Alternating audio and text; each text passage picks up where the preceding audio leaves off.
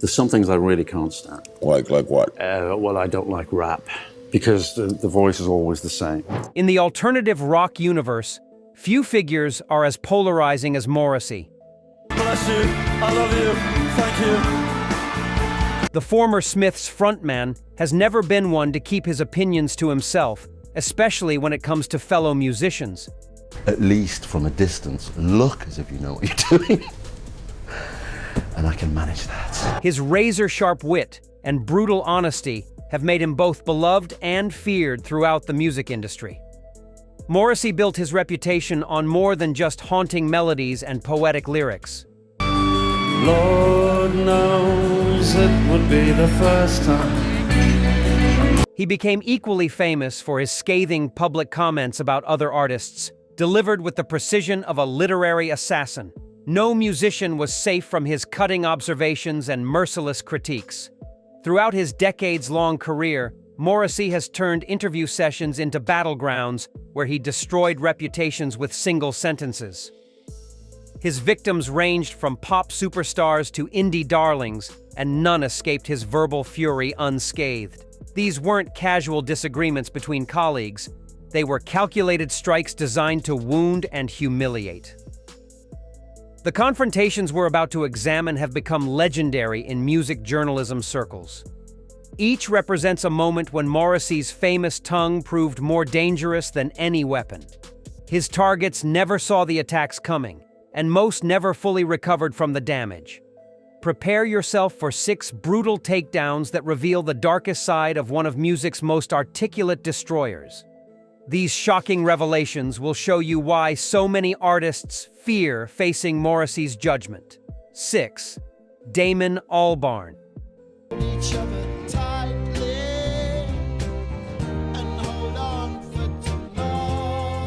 Kicking off our countdown at number 6 is a bitter Britpop battle that divided England's music scene.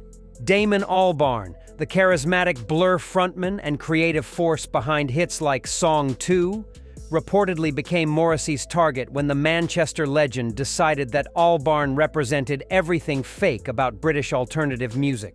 I think it's perhaps the most least attractive track.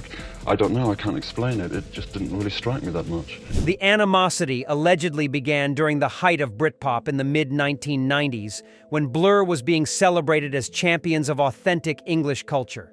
Morrissey had spent years crafting genuinely working-class anthems that spoke to real people's struggles.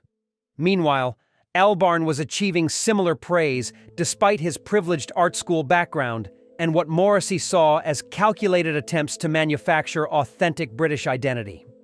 According to music journalists, Morrissey was particularly irritated by Albarn's public persona as a common man's musician. While Morrissey had genuinely experienced the hardships he sang about, Albarn was playing dress-up as a working-class hero while coming from comfortable middle-class circumstances. Morrissey reportedly told interviewers that Albarn was performing poverty for people who've never actually lived it. The tension allegedly escalated when both musicians were competing for recognition as voices of their generation. Industry sources claimed Morrissey became increasingly frustrated watching Albarn receive credit for innovations that Morrissey felt he had pioneered years earlier with the Smiths. He allegedly described Blur's success as artistic theft disguised as tribute. 5. Thom Yorke.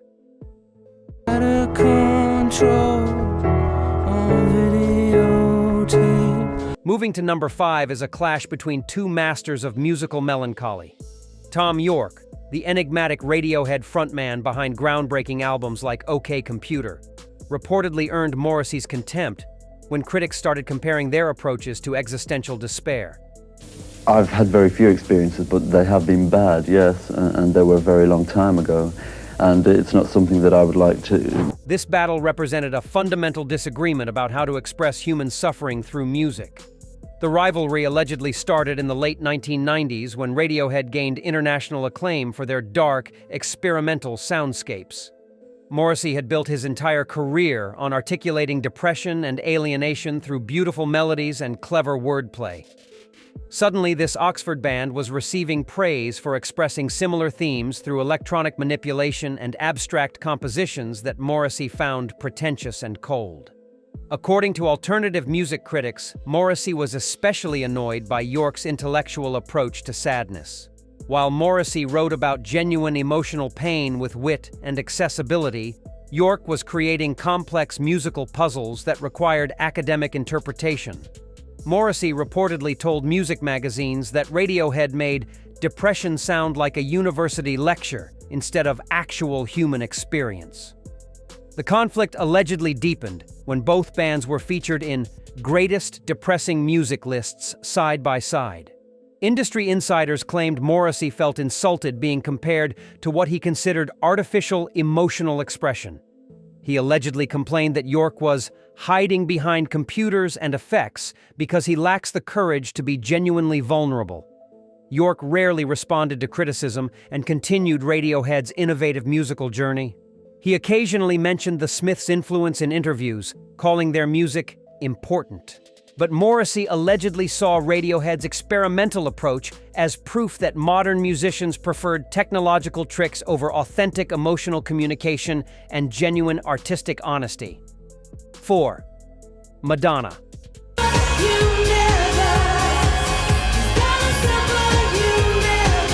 Spinning into number 4 is perhaps the most explosive personality clash on our list. Madonna, the material girl who conquered global pop culture, reportedly became one of Morrissey's most despised targets when he witnessed what he called the complete commercialization of artistic expression.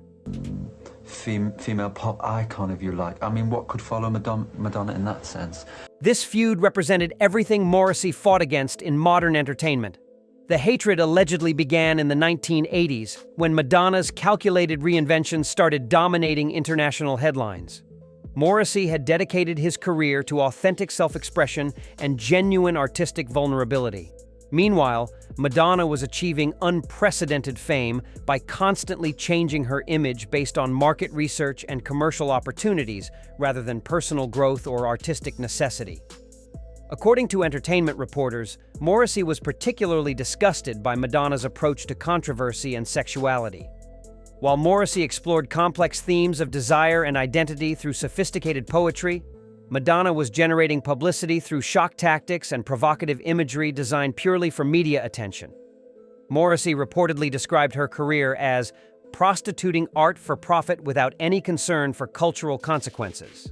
The animosity allegedly reached its peak when Madonna started incorporating elements from alternative music into her mainstream productions. Industry sources claimed Morrissey felt personally violated watching her steal credibility from underground movements while offering nothing genuine in return. He allegedly told British journalists that Madonna represented everything wrong with American culture, fake rebellion sold to real rebels. Madonna seemed completely unaware of Morrissey's criticism and continued her global domination. She never publicly acknowledged his existence or responded to his attacks. But Morrissey allegedly never stopped viewing her success as proof that authentic artistry had been permanently defeated by corporate manipulation and shameless self-promotion disguised as creative freedom. 3.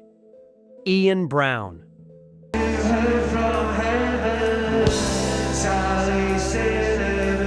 Rocking into number 3 is a hometown rivalry that tore Manchester's music scene apart. Ian Brown, the swaggering frontman of the Stone Roses and architect of the legendary Manchester movement, reportedly became Morrissey's most personal enemy. I don't really care what people think. I really don't. It doesn't affect me. And I'm not hiding anything. When both claimed to represent the true spirit of their beloved city. This wasn't just a musical competition, it was a battle for Manchester's soul. The feud allegedly erupted in the late 1980s when the Stone Roses exploded onto the scene with their psychedelic dance rock fusion. Morrissey had spent years establishing himself as Manchester's greatest musical export through the Smiths' intelligent indie anthems. Suddenly, Brown's band was receiving massive attention for combining guitar music with rave culture, creating something Morrissey reportedly found shallow and temporary. The rivalry allegedly intensified when both bands were competing for recognition as Manchester's most important musical contribution. Industry insiders claimed Morrissey became furious when the Stone Roses started receiving credit for putting Manchester on the global music map. He allegedly complained that Brown was stealing recognition that belonged to the Smiths through flashy performances that had nothing to do with real musical innovation. Brown seemed oblivious to Morrissey's resentment and continued his confident public persona. But Morrissey allegedly never forgave what he saw as Brown's theft of Manchester's musical legacy. 2. Liam Gallagher.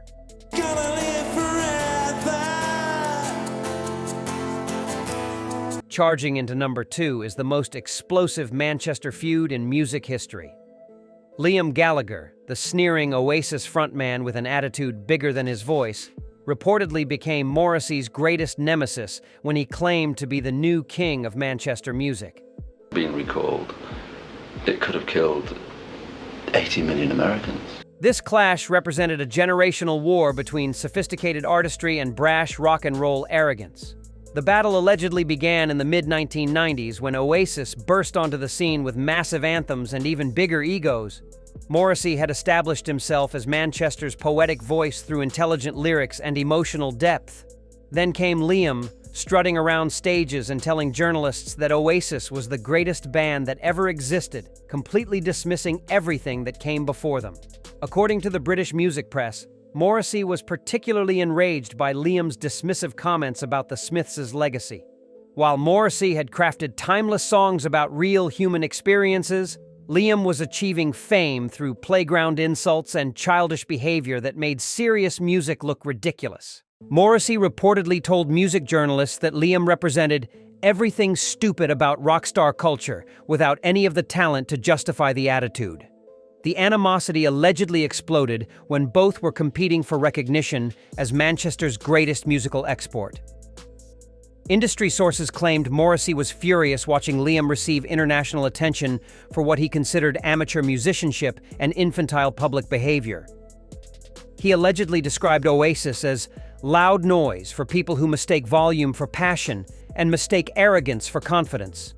Liam seemed to thrive on the controversy and continued making provocative statements about older musicians. But Morrissey allegedly saw him as proof that modern rock music had abandoned intelligence in favor of mindless aggression and manufactured rebellion. 1. Bob Geldof. Stop in the playground now. She wants to play with the toys around. Taking the top spot in our countdown is the most controversial feud in Morrissey's career. Bob Geldof, the Irish musician turned humanitarian activist behind Band Aid and Live Aid, reportedly became Morrissey's most hated figure when charity rock became a global phenomenon.